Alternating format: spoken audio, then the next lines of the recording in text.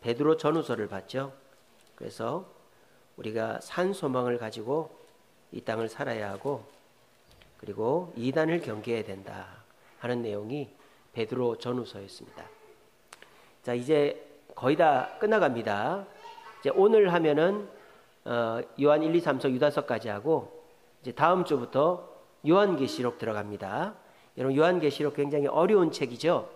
하지만 어렵지 않게 그림을 통해서 쉽게 설명해드리고, 다른 그 요한계시록을 우리랑 다르게 해석하거나 또 이단들이 요한계시록을 해석하는 것과는 차별되게끔 여러분들이 알고 계셔야 잘못된 그 논리에 넘어가지 않습니다. 그래서 오늘 이렇게 하고 우리 다음 시간부터 한 2, 3주 걸쳐가지고 요한계시록을 살펴볼 때 여러분들 빠지지 마시고 잘 살펴보셔가지고 요한계시록을 바르게 이해하시기를 바랍니다. 자, 오늘은 요한 1, 2, 3서와 유다서를 봅니다. 저는 그런 생각을 해봤어요. 아니, 왜 요한 1, 2, 3서를 구분해놨을까? 여러분들은 어떻게 생각하세요? 요한 1, 2, 3서는 다 사도 요한이 썼습니다. 그러면은 이거 내용도 엇비슷합니다. 다 이단 경계에 대한 내용이에요. 그러면은 이거 뭐 그냥 합쳐도 되는 거 아닐까요? 우리 구약 성경에도 보면 열왕기 상서가 있고 열왕기 하서가 있잖아요. 그런 것처럼 이거 요한 상서, 요한 중서, 요한 하서 이러면 안 될까요? 그런 생각을 해봤어요. 그냥 재미삼아. 근데 이게 자세히 보니까 그럴 수가 없는 거더라고요. 다 각각 수신자도 다르고 내용도 다르고 하기 때문에 이거는 각각 독립된 편지다, 그렇게 보시면 됩니다. 하나를 갖다가 1, 2, 3 상중하로 나누는 게 아니고 다 독립되어 있어요. 요한 1서는 여러 교회에게, 에베소 교회를 중심으로 해서, 왜냐하면 요한이 에베소 교회에 있었으니까 여러 교회에게 보낸 것이 요한 1서고, 요한 2서는 한 교회에게 보낸 거예요. 한 교회에게. 요한 3서는 한 사람한테 보낸 거예요. 가이오라는 한 사람한테. 그러니까 수신자가 다르잖아요. 그러니까 수신자가 같아야 어쨌든 간에 뭐 이걸 하나를 묶을 텐데, 그래서 이거는 같을 수가 없다라는 걸 기억하시고, 그럼 요한은 왜 회람을 시키지 왜 이렇게 다른 편지를 3편이나 썼을까? 요한 1서는 하나님과 사귐이 있어야 된다는 것이고요, 요한 2서는 이단을 경계해야 된다는 것이고요, 요한 3서는 나그네 믿음의 성도들을 환대해야 된다는 성경이에요. 그래서 요한은 왜 요한 1, 2, 3서를 이렇게 따로 썼을까? 이거는 이제 그때 당시에 초대교회의 상황이 그랬다라는 거예요. 자, 요한이 이 요한 1, 2, 3서를 쓸 때에는 이제 거의 사도들이 다 죽었어요. 그리고 초대교회가 흩어져서 그 지역에 정착을 했을 때입니다. 사도 바울이 그 서신서를 보낼 때에는 막 교회들이 자리를 잡고 있었고, 그리고 여러 가지 교리적인 것이나 뭐 신앙적인, 목회적인 갈등들이 있었기 때문에 그런 거에 대한 해답들을 뭐 로마서나 고린도서나 에베소서나 뭐 이런 거 다 그런 교회가 정착하는 과정 속에서 일어나는 갈등들을 쓴 거죠. 왜냐하면 사도 바울이 쓴 편지가 대부분 AD 65년 뭐 70년 요때 썼으니까요. 근데 사도 요한이 쓴 요한 1, 2, 3서는 AD 90년 이후에 썼단 말입니다. 그러니까 한 30년이 지난 이후에요. 그러니까 사도 요한이 이제 초대교회가 이제 정착을 했으니까 이제, 그리고 이제 로마의 박해가 시작이 됐단 말이에요. 그런 상태에서 사도 요한이 보니까 교회들에게 이러한 것들이 부족하구나 하는 것들을 이제 본 거예요, 사도 요한이. 그래서 사도 요한이 그것을 이제 이렇게 뭐랄까요, 권면하는 내용이 요한 1, 2, 3서다라는 거예요. 여러분, 요한이 쓴 성경이 총 5권이죠. 요한복음, 요한 1서, 요한 2서, 요한 3서, 요한계시록 5권 썼죠. 자, 요한이 쓴 이 편지들은 기존에 있는 내용들을 보고 부족한 거를 플러스해서 쓴 거예요. 부족한 거를 쓴 거란 말이에요. 요한복음도 그렇죠. 여러분, 마태, 마가, 누가복음에는 예수님을 굉장히 그 율법에 예언된 메시아, 또 뭐 종으로 오신 예수님, 그 뭐 이런 식으로 사람으로 표현을 해놨단 말이에요. 근데 우리 예수님은 인간적인 인성만 갖고 계신 분이 아니잖아요. 신성을 가지고 계시잖아요. 그래서 예수님의 신성, 또 다른 그 제자들이 기록하지 않은 요한만 알고 있는, 왜냐하면 요한은 애제자니까, 예수님 가장 사랑 많이 받았으니까 요한만 알고 있는 내용들을 옴니버스식으로 쓴 게 요한복음이에요. 그러니까 이 요한복음은 그 공간복음이라고 하죠. 마태, 마가, 누가복음에 들어있지 않는, 또 초점을 달리해서 이제 보완적으로 쓴 것이다. 요한 1, 2, 3서도 마찬가지다. 아마 요한은 뭐 베드로 전후서, 뭐 야고보서, 뭐 사도 바울의 편지 다 읽어봤을 거예요. 읽어봤는데 이제 교회들이 잘 정착한 것들은 내버려 두더라도 교회들에게 있어서 아직 부족한 것들에 대해서 요한이 회람시키기 위해서 쓴 것들이 이 세 편의 편지가 아닌가 그렇게 봅니다. 그래서 이 편지들은 오늘날 우리 이 한국의 교회, 또 지금 현재 교회들에게도 적용이 된다. 왜냐? 우리 한국 교회도 한창 부흥할 시기가 있었죠. 교회가 막 자리를 잡고 몸살을 하고 이렇게 부흥의 시기가 있었어요. 80년대부터 2000년대 초반까지. 근데 지금은 이제 부흥의 시기가 아니잖아요. 지금은 교회가 이제 뭐 저성장도 아니죠. 쇠퇴의 시기에 들어섰잖아요. 그죠? 그러니까 이제 한 곱이 넘어가고 한숨 빠지고 교회를 살펴보면 교회에 부족한 게 보인다. 그게 오늘 요한 1, 2, 3서에서 요한이 권면하는 내용이다. 저는 그렇게 생각하는 거예요. 그래서 오늘 그 내용들을 이제 설명을 드리도록 하겠습니다. 자, PPT로 넘겨주세요. 방송실 PPT로 넘겨주세요. 자, 요한 1서. 요한 1서의 주제는 사랑이신 하나님이다. 자, 그래서 우리가 요한 1서를 사랑에 대해서, 사랑의 서신이다 이렇게 보면은 안 돼요. 요한 1서는 하나님과의 사귐이 있어야 된다라는 성경이에요. 그래서 하나님과의 사귐이 있는 사람의 증거가 뭐냐? 사랑이다라는 거예요. 그래서 우리가 요한 1서 가장 핵심적인 게 뭐예요? 요한 1서 3장 18절이죠. 자녀들아, 우리가 말과 혀로만 사랑하지 말고 행함과 진실함으로 하자. 이게 요한 1서의 가장 핵심적인, 우리가 제일 잘 아는 성경이죠. 근데 요한 1서는 이것만 얘기하는 게 아니에요. 우리가 히브리서를 잘못 이해하면 뭡니까? 믿음을 강조하는 게 히브리서다 그렇게 알고 있죠. 제가 아니라고 그랬죠.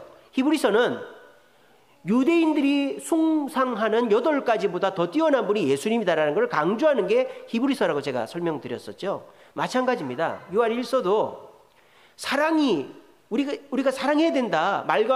말뿐이 아니라 행함과 진실함으로 사랑해야 된다. 근데 그 사랑은 하나님과의 사귐이 있는 자가 할 수 있다는 거예요. 하나님과의 사귐이 없는 자는 사랑을 못한다는 것이 요한 1서의 핵심이다라는 거예요. 아시겠죠? 그걸 기억하시길 바랍니다. 이제 저자는 사도 요한이고요. 95년경에 에베소에서 썼다. 그래서 이 요한 1서는 에베소 교회가 일단 읽고 그 주변 교회들이 회람하게끔 한 성경이다.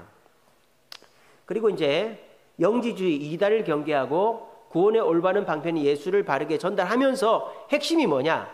하나님과 사귐이 있어서 형제와도 화목하고 사랑해라. 이게 핵심이다라는 거예요. 하나님과의 사귐을 통하여 형제와도 화목하고 사랑해라. 그래서 저기 보시면 하나님과 사귐의 조건, 첫째는 죄를 고백해야 된다. 또 하나님과 사귈 때 어떻게 사귀어야 되느냐? 내용, 사랑으로, 의로움으로, 희생으로, 말씀을 지키고 또 분별, 잘못된 걸 분별함으로 하나님과 사랑해야 된다. 하나님과 사귀는 증거는 뭐다? 사탄에게 이기고 영생을 얻는 것이다. 이렇게 되어 있습니다. 그래서 요한 1서는 아까도 말씀드렸다시피 수신자가 달라요. 요한 1서는 에베소 교회를 중심으로 한 주변 교회들이고, 요한 2서의 수신자는 한 교회의 믿음의 부녀들과 그의 자녀들이라고 되어 있거든요. 장로들과 그의 자녀들. 요한 3서는 가이오라는 한 사람한테 썼습니다. 그러니까 이 1, 2, 3서가 다 다른 편지다라는 걸 일단 아시고, 요한 1서의 핵심은 하나님과의 사귐이 있어야 된다. 그 하나님과의 사귐이 있는 자에게 나타나는 증거가 형제를 사랑하는 것이다. 이렇게 일단 딱 정리하시면 되겠습니다. 자, 그러면 요한 1서를 보겠습니다. 여러분 요한 1서 1장 보십시오. 자, 신약성경 389페이지입니다. 신약성경 389페이지 요한 1서 1장 1절 보세요. 태초부터 있는 생명의 말씀에 관하여는 우리가 들은 바요, 눈으로 본 바요, 자세히 보고 우리 손으로 만진 바라. 뭐랑 비슷하지 않습니까? 어떤 성경이랑 비슷하죠? 그렇죠. 요한복음 1장 1절입니다. 태초에 말씀이 계시니라. 이 말씀이 하나님과 함께 계셨으니 이 말씀은 곧 하나님이시라. 요한복음이랑 시작이 똑같죠?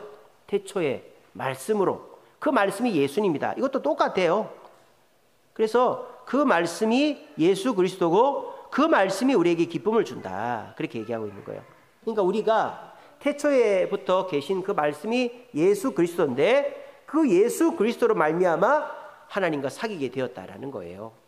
자, 그런데 하나님과 사귀는 사람은 가장 전제되어야 될 게 뭐냐? 1장 7절 보십시오. 1장 7절. 그가 빛 가운데 계신 것 같이 우리도 빛 가운데 행하면 우리가 서로 사귐이 있다. 그랬습니다. 그리고 그 사귐은 누구로 말미암는다? 그의 아들 예수 그리스도의 피가 우리를 모든 죄에서 깨끗하게 하실 것이다. 예수 그리스도가 우리를 하나님과 사귀게 해준다. 하나님과 사귐이 있게 해준다라는 거예요. 근데 그 사귐은 죄가 고백되어야 된다는 거예요. 죄를 고백해서 예수님을 통하여 죄 용서함을 받은 자가 하나님과 사귈 수 있다라고 얘기하고 있습니다. 자, 두 번째로 하나님과 사귄다라는, 그러면 하나님과 사귀고 그 교제하는 사람의 증거들이 뭐냐? 첫째는 2장 10절입니다. 아까 말씀드렸죠? 하나님과 사귀기 때문에 그 증거로 형제를 사랑한다. 그게 나옵니다. 2장 10절. 2장 9절부터 봅시다. 빛 가운데 있다 하면서 형제를 미워하는 자는 어둠에 있는 자고 형제를 사랑하는 자는 빛 가운데 거하며 자기 속에 꺼리낌이 없다 그랬어요. 형제를 사랑하는 자가 하나님과 사귀는 자다라는 거예요. 두 번째, 하나님과 사귀는 자는 어떤 사람이냐? 3장 9절입니다. 3장 9절. 하나님께로부터 난 자마다 죄를 짓지 아니하나니 이는 하나님의 씨가 그의 속에 거하며 그의 범죄하지 못한 것은 하나님께로부터 났습니다. 그래서 하나님과 사귀는 자는 의로워야 된다라는 것이죠. 죄를 짓지 않는, 죄를 멀리해야 된다. 자, 그 다음에 하나님과 사귀는 사람의 특징 세 번째는요, 3장 18절입니다. 3장 18절. 자녀들아, 우리가 말과 혀로만 사랑하지 말고 행함과 진실함을 하자. 이게 뭔 뜻이에요? 희생적인 사랑을 해야 된다는 거죠. 희생적인 사랑. 말과 혀가 아니라 행함과 진실함. 희생적인 사랑을 하는 것이 하나님과 사귀는 사람의 특징이다. 여러분들 다 희생적인 사랑을, 내가 힘들고 어려워도 남을 돕고 성도를 돕고 위로하고 신방하고 그러지 않습니까? 내가 먹을 거 없어도 남들 주고, 그게 희생적인 사랑을 하는 하나님과 사귐이 있는 사람의 특징이다. 자, 네 번째 하나님과 사귐이 있는 사람의 특징은 3장 23절입니다. 3장 23절. 그의 계명은 이것이니 곧 그 아들 예수 그리스도의 이름을 믿고 그가 우리에게 주신 계명대로 서로 사랑한다. 사랑하되 뭐로? 계명대로. 하나님 말씀을 지키면서 사랑해야 된다. 그렇게 얘기합니다. 네 번째 하나님과 사귐 있는 사람의 특징은요, 4장 1절입니다. 사랑하는 자들아, 영을 다 믿지 말고 오직 영들이 하나님께 속하였나 분별하여 보라. 이단을 분별하는 자가 하나님과 사귐이 있는 자다. 이렇게 하나님과 사귐이 있는 자는 어떤 증거를 가지는가? 두 가지 증거가 있다. 5장 4절입니다. 5장 4절. 무릇 하나님께로부터 난 자마다 세상을 이긴다. 하나님과 진실되게 사귀면서 의롭고 죄를 멀리하고 형제를 사랑하면 마귀에게 이긴다. 마귀에게 이긴다. 그럼 마귀에게 어떻게 이기냐? 내가 싸워서 이기냐? 하나님이 그냥 이기게 해주신다. 세상 사람들은 막 돈 때문에 갈등하고 욕심부리고 막 게으르고 이러는 것들이, 나는 그게 그렇게 아무렇지도 않은 거예요. 욕심도 안 나고 부지런하고 막 이런 거예요. 막 새벽기도 나가고 싶고 일찍 일어나고 싶고 남들 보면 도와주고 싶고, 이런 마음이 어떻게 생기는가? 의로운 자, 하나님과 사귐이 있는 자에게 이런 게 그냥 나타나는, 그러면 이기는 거죠. 그게 마귀에게 이기는 거예요. 두 번째로 하나님과 사귐이 있는 자는 영생을 얻는다. 5장 13절입니다. 5장 13절. 내가 하나님의 아들의 이름을 믿는 너희에게 이것을 쓰는 것은 너희로 하여금 너희에게 영생이 있음을 알게 한다. 이게 무슨 말이에요? 당연히 예수 믿으면 영생이 있죠. 그죠? 근데 이건 뭐예요? 내가 그거를 확인하게 된단 말이에요. 자, 구원의 확신이 있는 사람이 있고 없는 사람이 있죠. 구원의 확신이 있으려면 어떻게 된다?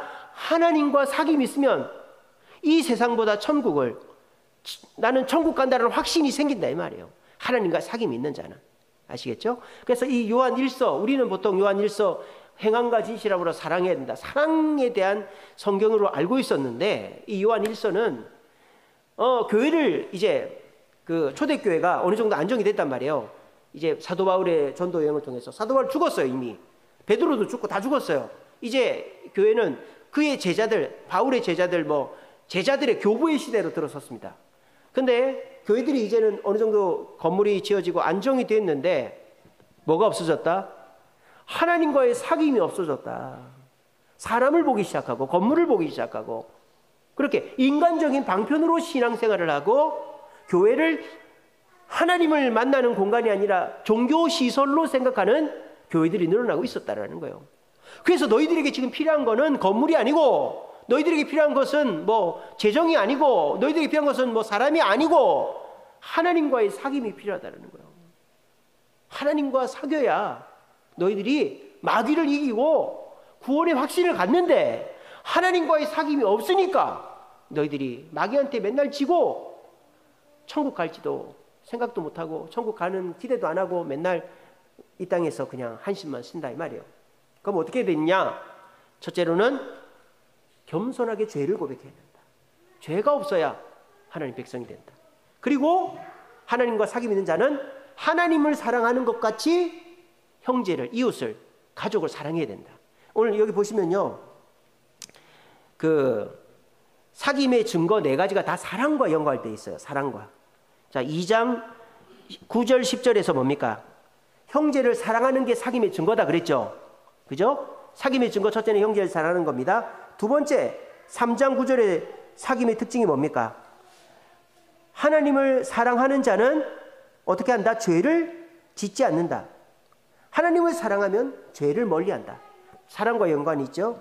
또 3장 18절에 보면 하나님을 사랑하는 자는 진실되게 희생적으로 사랑한다. 또 4장 1절에도 보면 하나님을 사랑하는 자는 이단을 분별한다. 다 사랑과 연관이 되어 있는 거예요. 그래서 우리가 하나님을 사랑하면 형제를 사랑하게 되고 죄를 멀리하고 또 진실되게 사랑하고 이단을 멀리하게 된다. 우리들도 우리에게 지금 필요한 게 뭔가, 우리는 하나님과 교제하고 있는가 하는 걸 돌아봐야 돼요. 하나님과 교제하는 방법이 뭘까요? 하나님은 눈에 보이지 않습니다. 만날 수가 없습니다. 만나야 무슨 사귈 거 아닙니까? 근데 하나님을 교제하는 방법 2가지가 있습니다. 첫째는 말씀을 통해서 교제하는 것이죠. 말씀을 통해서 내게 말씀하시는 뭐 주일 설교, 새벽 설교, 수요, 금요 설교, 또 내가 개인적으로 성경 읽으면서 그 속에서 내게 주시는 말씀을 딱 찾는 거예요. 제가 오늘 요한 1서를 읽었습니다. 요한 1서를 읽었는데 요한 1서 1장 1절부터 4절까지가 가슴에 확 와닿는 거예요.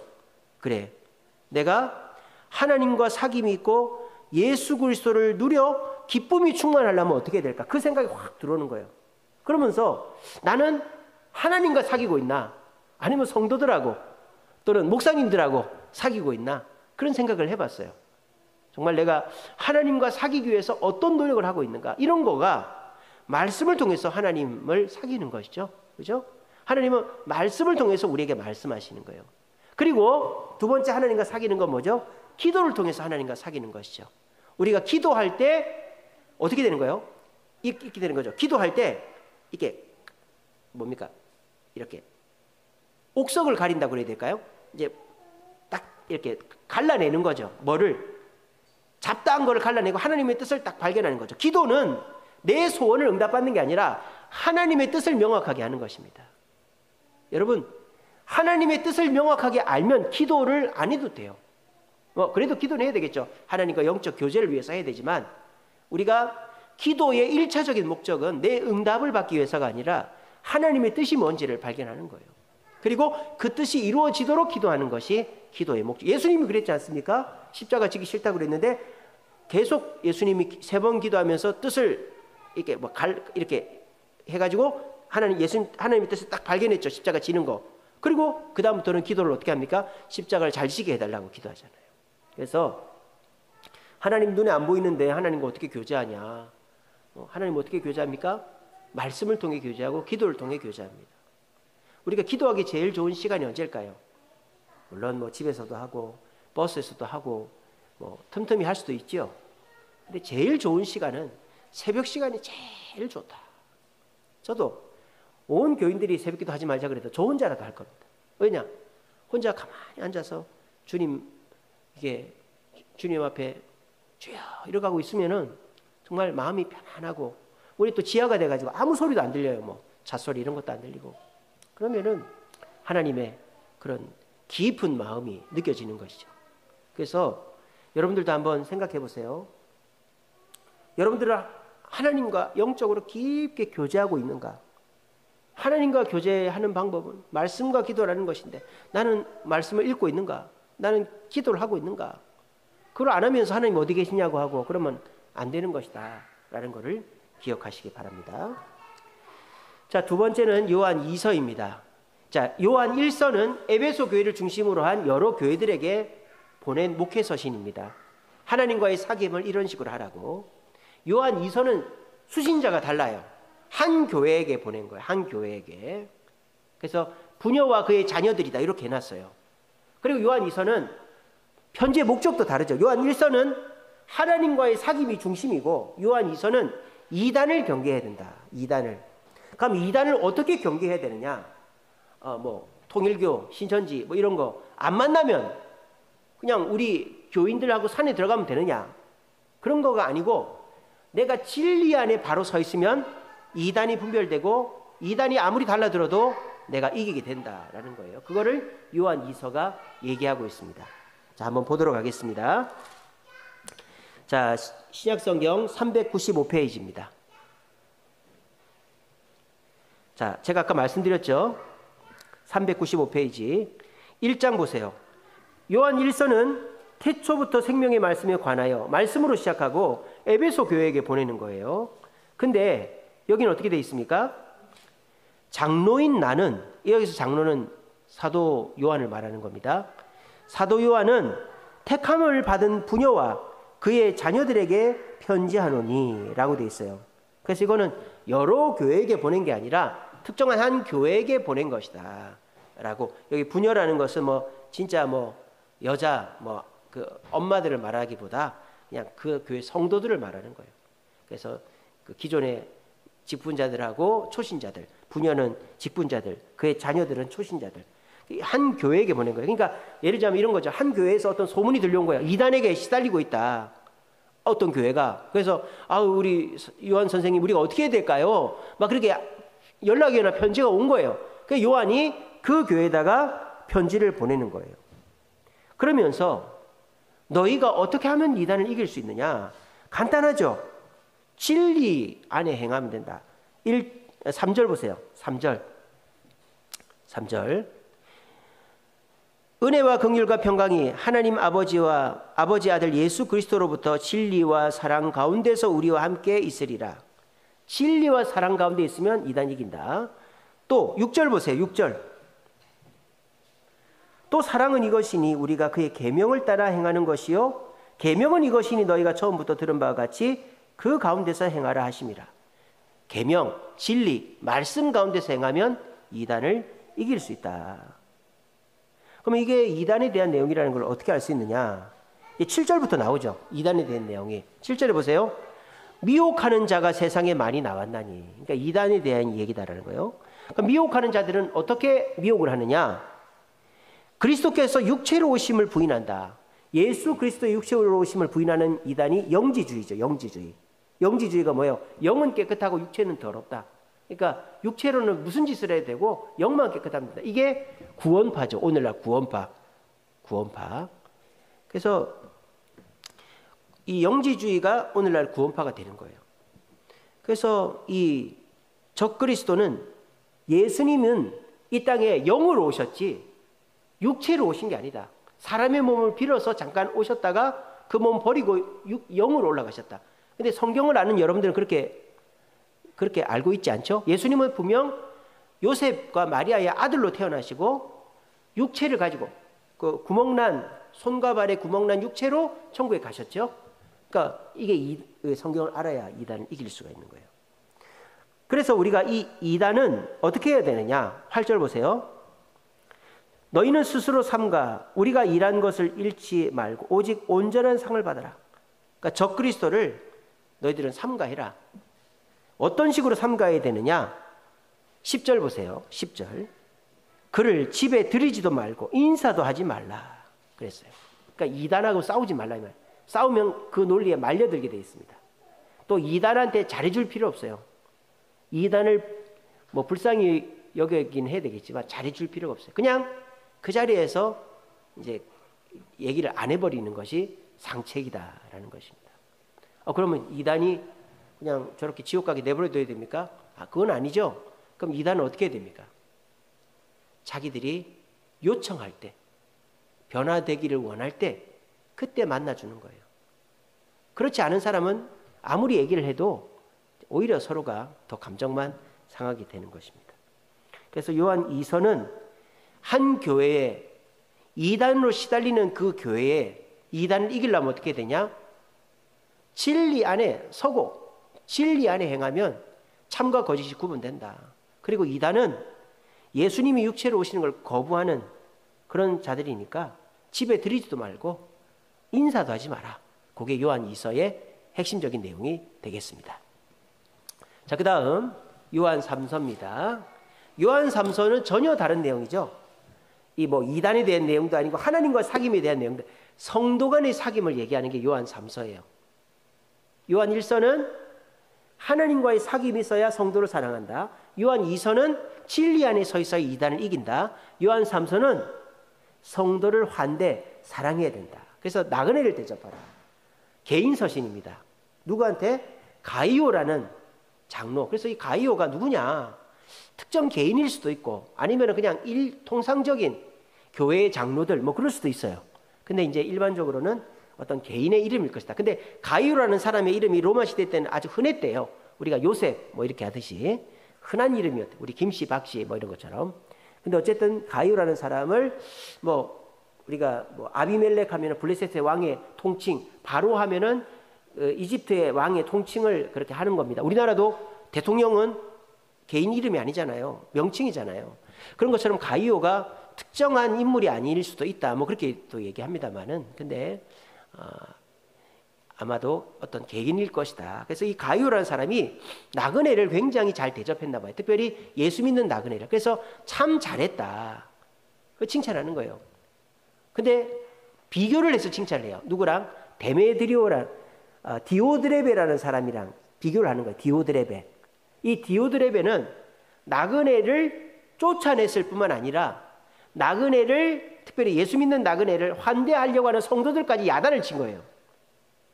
그러면서 이 가이오에게 디오드레베가 잘못됐고 네가 옳다. 왜냐? 너처럼 하는 사람이 한 명 더 있다. 그게 누구다? 데메드리오다라는 거. 데메드리오. 그래서 너처럼 데메드리오가 너처럼 섬기면서 증거하고 있다. 그런 내용이에요. 자, 한번 봅시다. 이 요한 3서는요.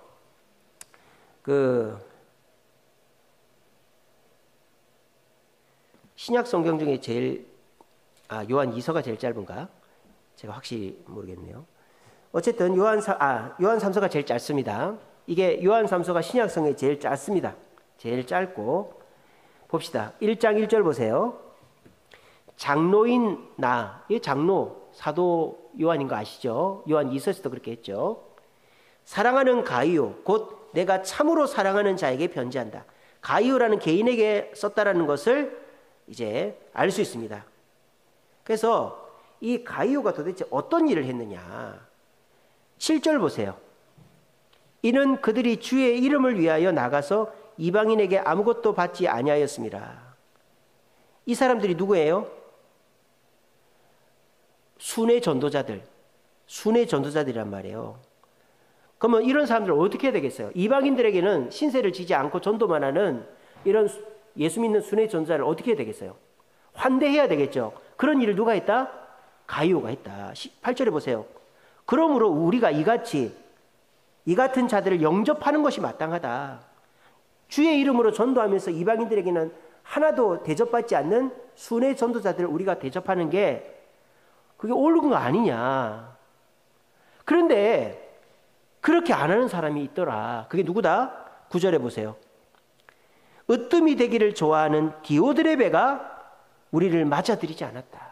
이 디오드레베라는 사람은 순회 전도자들을 박대했다 이 말이에요. 어떤 식으로 박대했느냐? 10절 보시면 이제 정확하게 나오죠. 그가 악한 말로 우리를 비방하고도 오히려 부족하여 순회 전도자들을 어이 거지같이 나가 이렇게 하는 것도 부족해가지고 어떻게 했느냐?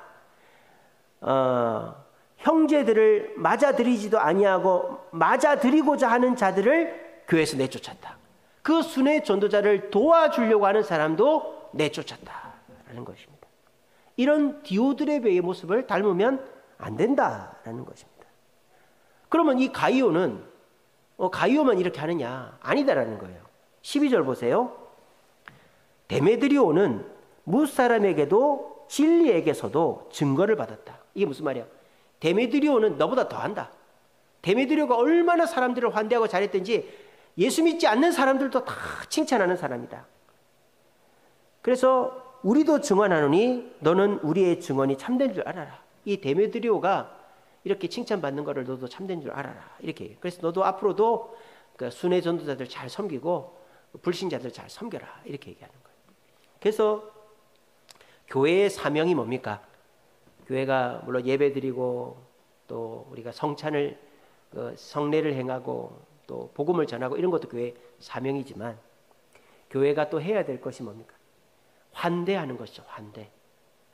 이웃들을 환대하고 또 다른 성도들을 환대하고 이게 교회의 사명이죠. 오늘도 우리가 떡볶이 전도를 하는데 사실 그 떡볶이 아무것도 아니지 않습니까? 그게 뭐 돈 우리가 한 주에 만 원씩 떡볶이 10,000원 들어가는데 온 동네가 잔치한 것 같은. 그래서 옛날에는 이게 떡볶이 전도 작년에 처음 시작했을 때는 사람들이 주저주저 했어요. 뭐 돈 달라고 그러는 거 아닌가? 뭐 이상한 거 아닌가? 지금은요. 오늘도 와가지고 난 3개 주세요. 난 4개 주세요. 이러더라고요. 왜냐하면 이제 일하는 사람들 갖다 주고 이런다고. 그리고 이제 주면은 다 고마워하지 싫어하는 사람이 없어요. 그리고 오늘 이제 어떤 분을 만났냐면은 70 넘은 어떤 분인데 자기는 점심을 많이 먹어서 떡볶이를 못 먹겠대요. 근데 전에 보니까 어묵을 하던데 그러는 거예요. 어묵 한다고. 언제부터 하냐? 12월 달. 그때 내가 먹겠다 그러는 거예요. 그러면서 물어보지도 않았는데 이 교회 이용식이 왔죠? 그러더라고요. 이용식 씨 왔죠? 내가 그때 교회 왔었다고 그러는 거예요. 물어보지도 않았는데 그러시냐고. 또 물어보지도 않았는데 뭐라는지 압니까? 우리 아버지가 그 이덕화 씨 아버지 이름이 뭐죠? 이회춘 씨하고 친구라고. 그래가지고 이회춘 씨 집에도 놀러 가고 낚시도 하고 그랬다고. 뭐 물어보지도 않는데 막 그런 얘기를 다 하는 거예요. 그래서 그러시냐고. 우리 동네에 정말 대단한 분이 많이 사시네요. 막 그랬어요. 그래가지고 오늘 떡볶이 전도보다도 막 얘기하느라고 정신이 없었어요. 이 사람 와서 말 걸고 저 사람 와서 말 걸고. 안 그랬거든요.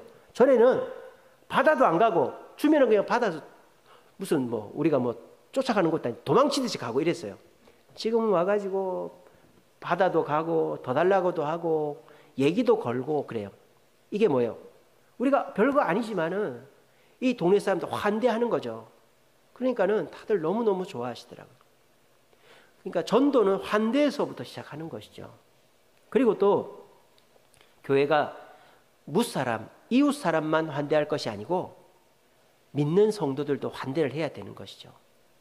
그래서 우리가 이렇게 새벽기도 오시는 분들도 환대하고 또 이제 주차장에 차 좀 대도 됩니까? 그래서 대도 된다고 그렇게 하고 또 이제 화장실 좀 써도 되냐고 그래도 된다고 하고 그리고 이제 우리도 지금은 못 하고 있지만은 순회 전도자들 예를 들자면 선교사님들이라든지 또 시골교회 목사님들도 우리가 환대를 해야 되는 것이죠.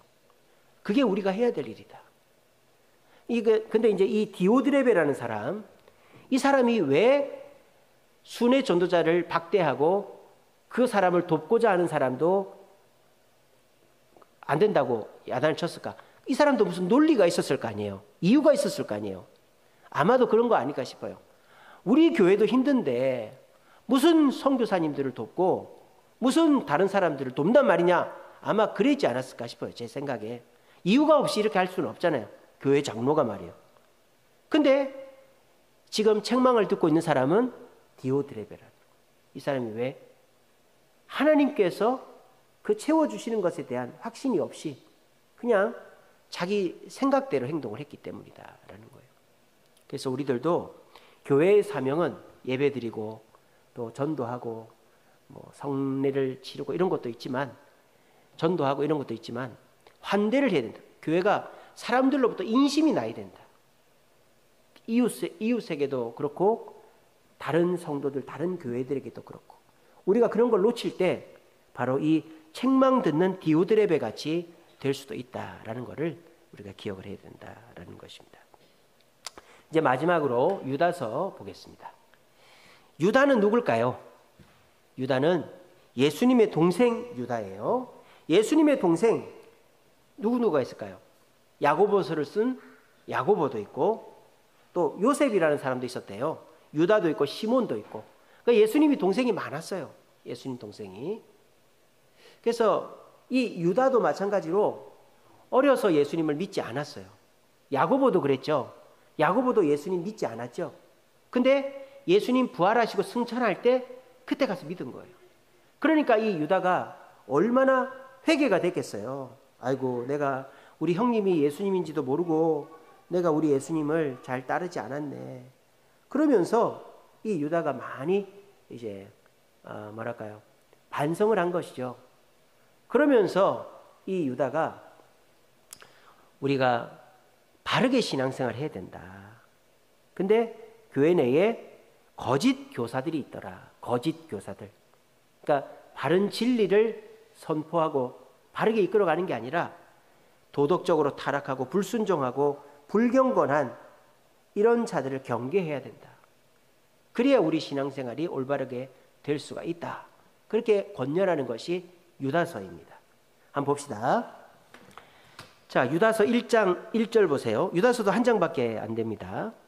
예수 그리스도의 종이요 야고보의 형제인 유다는, 자, 야고보, 이 야고보는 사도 야고보가 아니라 야고보서를 쓴 야고보를 말하는 거예요. 그러니까 야고보의 형제니까 예수님의 형제죠. 근데 여기다가 예수님의 형제요 야고보의 형제인 유다는 이렇게 안 해요.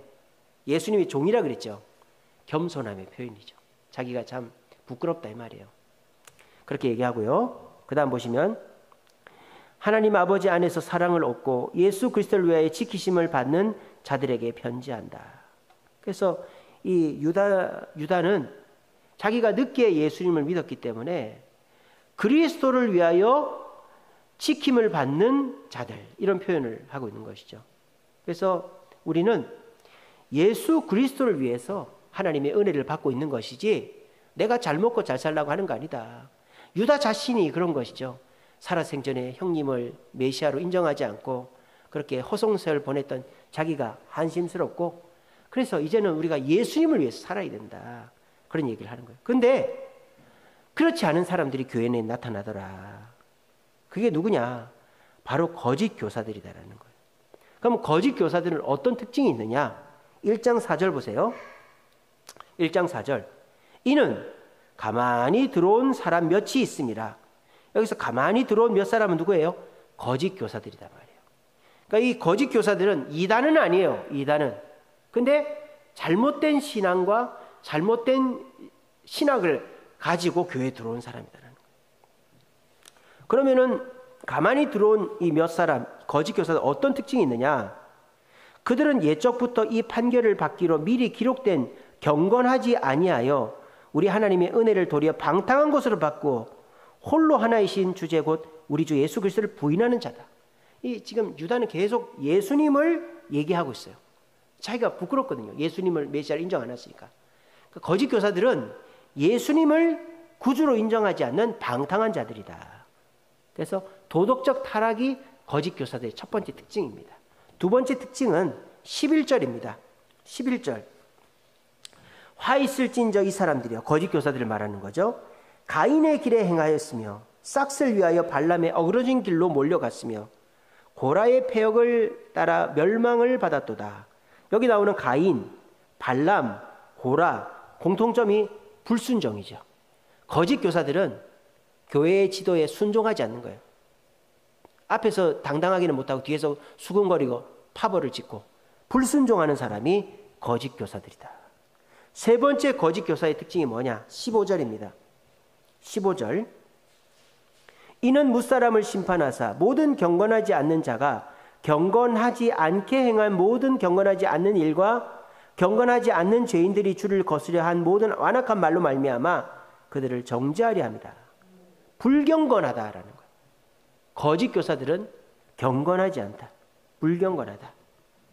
그래서 이런 거짓 교사들이 가만히 들어왔기 때문에 표가 안 난다. 어떻게 알 수 있냐? 도덕적으로 타락하고 불순종하고 불경건한 자는 거짓 교사들이다. 그럼 그런 사람들을 어떻게 대해야 되느냐? 18절입니다. 18절. 그들이 너희에게 말하기를 마지막 때에 자기의 경건하지 않은 정욕대로 행하며 조롱하는 자들이 있으리라 하였나니. 그러니까 그들이 너희에게 정욕대로 행하고 남을 조롱하자라고 말할 때 경계하라 이 말이에요. 그런 말을 경계하고 20절 보세요. 너희의 지극히 거룩한 믿음 위에서 자신을 세워라. 믿음을 세워라. 세 번째는 우리 주 예수 그리스도의 긍휼을 기다리라. 그래서 긍휼로 믿음으로 불경건을 경계하면서 거짓 교사들을 이겨라. 이렇게 얘기하고 있습니다. 이렇게 해서 이제 오늘 요한 1서부터 유다서까지 보았습니다. 제가 아까 말씀드린 것처럼 지금 요한 1서를 쓸 시기는 초대교회가 어느 정도 형성이 되고 자리를 잡았던 시기예요. 그래서 이제 자리는 잡았지만 요한이 살펴볼 때 몇 가지 문제들이 있다. 직간접적으로 들은 얘기들을 거기에 대한 편지가 바로 요한 1, 2, 3서 유다서다. 자, 그러면 어떤 문제들이 있었느냐? 요한 1서에 드러나는 것처럼 사람이나 건물이나 이런 재정이나 이런 게 중심이 되고 하나님과의 사귐이 점점 약해지고 있더라. 두 번째는 이단들에 의해서 교회가 진리 안에 서지 못하고 이단에게 흔들리더라. 세 번째는 환대하는 게 각박해지니까 로마의 박해나 교회 각박해지니까 환대하는 거에 대해서 이제 많이 좀 부족하더라. 이 세 가지를 지적하는 거예요. 근데 이 세 가지가 사도 요한이 초대교회에게 편지 보낸 것뿐만 아니라 오늘 우리에게도 적용된다는 거예요. 오늘날 우리 교회가, 우리 대한민국의 교회가 하나님과의 사귐이 있는가? 하나님과의 사귐을 위해서 말씀과 기도의 생활을 하는가? 돌아보자라는 거죠. 여러분들도. 그래서 하나님과의 사귐이 없는 이유가, 요즘 성도들이 하나님과의 사귐이 없는 이유가 뭐냐? 첫째는 자기가 죄인이라는 걸 고백하지 않기 때문에. 다른 사람과 비교해보면 내가 그래도 괜찮거든요. 죄인됨을 고백하지 않으면 하나님 앞에 무릎 꿇을 이유가 없는 것이죠. 또 형제를 사랑하지 않죠. 요즘 사람들이. 왜 그렇습니까? 사람을 보면 사랑할 이유가 없죠. 저런 못된 놈을 내가 왜 사랑해? 이렇게 되는 것이죠. 그런데 우리가 하나님을 보면 내가 죄인됨이 느껴지고 하나님 때문에 형제를 사랑하게 되는 것이죠. 그래서 우리는 하나님과의 사귐이 중요하다라는 거예요. 하나님과 사람을 생각하지 말고 사람을 보지 말고 사람을 보면 내가 죄인이 아닌 것 같고 사람을 보면 사랑할 필요가 없죠. 하지만 하나님과의 사귐이 있는 자는 내가 죄인임을 깨닫고 하나님 때문에 형제를 사랑하게 된다라는 것을 오늘날 이 시대에도 기억해야 된다. 두 번째, 오늘날 이 시대도 이단에 무뎌진 시대가 이 시대다. 첫째는 이단이 너무 많아요. 통일교, 하나님의 교회, 신천지, 여호와 증인, 몰몬교, 뭐 그 외에도 뭐 요즘 뭐 이게 중국에서 들어온 무슨 동방전능교회인가 뭐 그런 것도 있고 막 별의별 이단들이 다 있습니다. 그리고 이단보다 더 나쁜 세상 사람들이 많죠. 그러니까 이단들은 옛날에는 막 사이비 종교다 그래가지고 막 굉장히 나쁜 놈이었는데 요즘은 세상이 더 악해졌죠. 그리고 요즘은 어떻습니까? 나한테 잘해주면 정통, 나한테 잘 안 해주면 이단인 것이죠. 요즘은 하나님의 교회 거기 사람들이 몰린 이유가 막 설거지 해주고 빨래 해주고 막 도와주니까 뭐 하나님 어머니가 있는지 없는지 잘 모르겠고 나한테 잘해주니까 거기가 정통이지. 이렇게 되는 거예요. 그래서 우리가 이제는 이단에 대한 인식을 바꿔야 된다. 나한테 피해를 주느냐 안 주느냐가 이단의 그 근거가 아니에요. 옛날에는 이단 사이비를 어떻게 했습니까? 나한테 피해를 주면 이단 사이비고 아니면은 뭐 괜찮지. 근데 여러분 이단들이 여러분들 피해 주지 않아요. 이단에 빠진 사람이 요즘에 뭐 요즘같이 도끼 눈 뜨고 있는 시대에 그렇게 뭐 피해 당하지 않습니다. 이단의 피해를 당하는 사람들은 구원을 못 받는 것이죠. 구원을. 여러분 하나님의 교회가 뭐 돈 갖다 바치라고 그러지 않습니다. 몰몬교가 돈 갖다 바치라고 그러지 않습니다. 여호와 증인이 돈 갖다 바치라고 안 그럽니다. 뭐 신천지나 통일교나 뭐 이런데 그런 데는 몰라도 오히려 정통교회가 더 심하죠. 요즘에는 막 돈 갖다 바치라, 집 팔아서 바치라, 뭐 보험료 암보험 나오면 바치라, 자가에서 전세로 바꾸면 바치라. 오히려 이단보다 더 나쁜 교회들이 많아요 요즘에. 그러니까 이제는 뭐 피해를 받아서 이단이 아니라 천국을 못 가는 거예요. 천국을. 그래서 여러분들이 진리 안에 서야 이단이 구별된다라는 거예요. 말씀 가운데, 기도 가운데서 진리 안에 서야 이단을 이길 수 있다. 그리고 오늘날 환대가 너무 부족해졌죠. 세상 사람들도 교회 환대에 그렇게 반가워하지 않고. 그러니까 우리가 왜 할 필요가 있냐. 심지어는 전도까지 안 하려고 합니다. 교회들 전도해도 안 되는데 사람들이 싫어하는데 왜 전도하나. 우리끼리 신앙생활 하면 되지. 그 환대가 없어지는 것에서부터 시작되는 것입니다. 우리는 환대를 내가 좋아서 하는 것도 아니고 사람들이 반겨서 하는 것도 아니고 주의 이름으로 주님이 기뻐하시기 때문에 하는 것이다. 주의 이름으로 환대하면 그 사람들이 처음에는 싫어해도 나중에 다 깨닫고 주님의 사랑을 느끼게 된다. 그래서 우리는 이웃들에게, 다른 성도들에게 환대해야 된다 하는 것이 오늘날 교회들에게 하는 말씀입니다. 그래서 이 사도 요한이 그 시대 교회들에게 한 권면을 우리가 잘 새겨서 우리도 하나님과의 사귐이 있고 진리 안에 서서 이단을 분별하고 다른 사람들을 환대함으로 바르게 신앙생활할 수 있는 저와 여러분 되시기를 간절히 바랍니다. 기도하겠습니다.